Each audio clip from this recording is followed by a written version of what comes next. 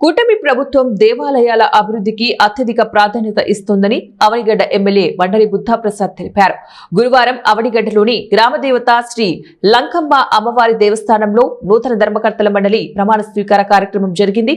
ముఖ్య అతిథిగా విచ్చేసిన ఎమ్మెల్యే బుద్ధాప్రసాద్ మాట్లాడుతూ కూటమి ప్రభుత్వ ఆదేశాలకు అనుగుణంగా అన్ని వర్గాల వారికి ప్రాధాన్యత లభించి అన్ని కులాలు సమాహారంగా ధర్మకర్తల మండలి ఏర్పడిందని తెలిపారు.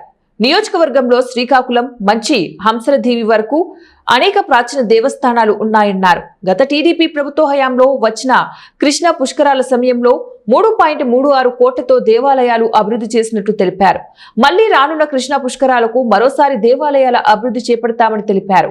తాజాగా కూటమి ప్రభుత్వం శ్రీకాకుళం ఏకరాత్రి ప్రసన్న మల్లికార్జున స్వామి వారి దేవస్థాన పునర్నిర్మాణానికి 2.50 కోట్ల రూపాయలు, నాగాయలంక శ్రీ సుబ్రహ్మణ్యేశ్వర స్వామి వారి దేవస్థానం పునర్నిర్మాణానికి 1 కోటి రూపాయలు CGF నిధులు మంజూరు చేసినట్లు తెలిపారు. గత టీడీపీ ప్రభుత్వ హయాంలో సమరసత ఫౌండేషన్ ద్వారా అనేక దేవాలయాలు నిర్మించినట్లు తెలిపారు. గత ప్రభుత్వంలో ఏం జరిగిందో ప్రజలందరికీ తెలుసునన్నారు.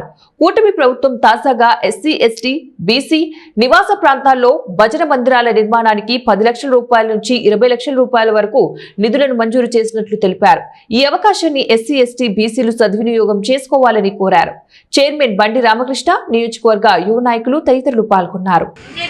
అవనిగడ్డలో ఎన్నో దేవాలయాలు ఉన్నప్పటికీ కూడా ఈ గ్రామంలో నివసించే ప్రతి ఒక్కరికి ఆరాధ్య దైవం ఎవరంటే శ్రీ లంకమ్మ అమ్మవారు అని చెప్పి మాత్రం మనం ఖచ్చితంగా చెప్పుకోవాలి.